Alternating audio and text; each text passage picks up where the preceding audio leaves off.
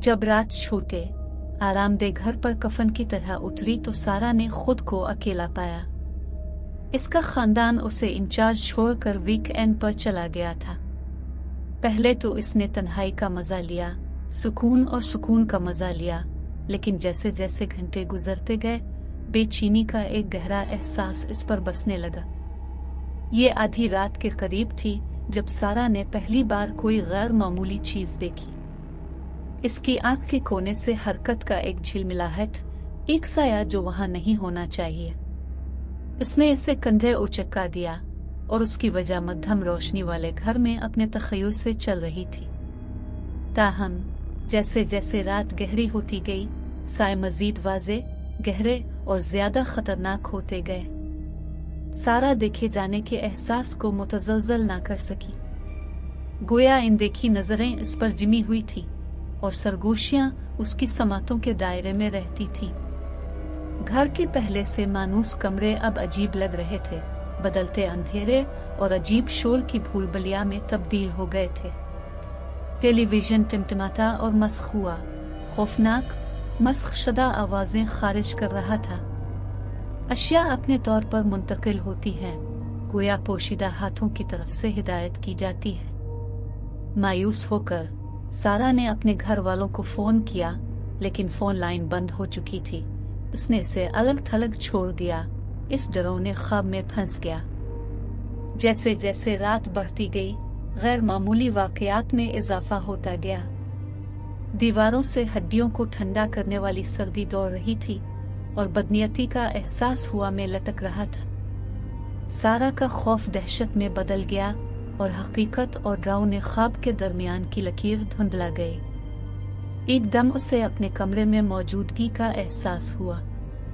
ये एक जाबिराना अंधेरा था, साए का एक मजमुआ जो आहिस्ता आहिस्ता शक्ल इख्तियार कर गया। एक शख्सियत उभरी, उसकी खुसूसियात धुंधला गई और ये इसके लिए पहुंच गई। सारा ने चीख मारी और कमरे से भाग गई, लेकिन मौजूदगी ने उसका पीछा किया। खौफनाक आजमाइश घंटों तक जारी रही और जैसे ही सुबह की पहली किरण टूटी, मौजूदगी साए में पीछे हट गई। सारा को हिलाकर रख दिया गया था। इसका दिमाग नाकाबिल फहम हौलनाकियों से बखर गया था जो उसने देखा था।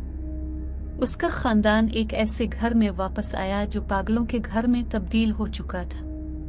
ये वाज़ेह था कि सारा अब खुद नहीं थी।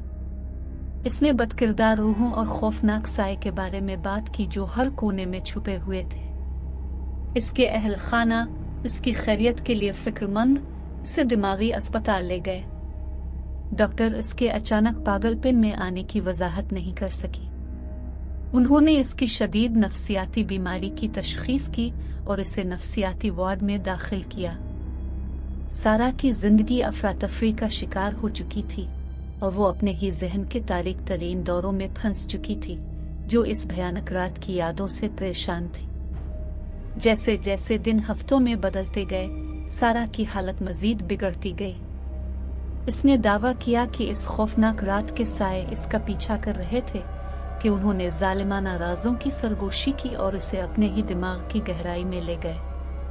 दवाइयों ने बहुत कम राहत फराहम की और उसके घर वालों ने मायूसी के आलम में देखा जब वो मजीद फिसल गए।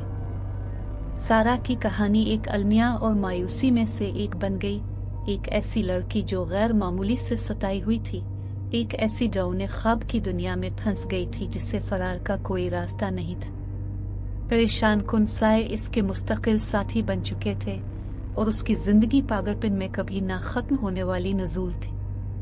दिमागी हस्पताल की जरासीम से पाक दीवारों ने उसे कैद कर रखा था, लेकिन असल जेल वो थी जो उसने अपने अंदर बनाई थी। साए ने इसके दिमाग को झंझोड़ कर रख दिया था और इसे एक खौफनाक और नाकाबिल फहम हकीकत में खो दिया था।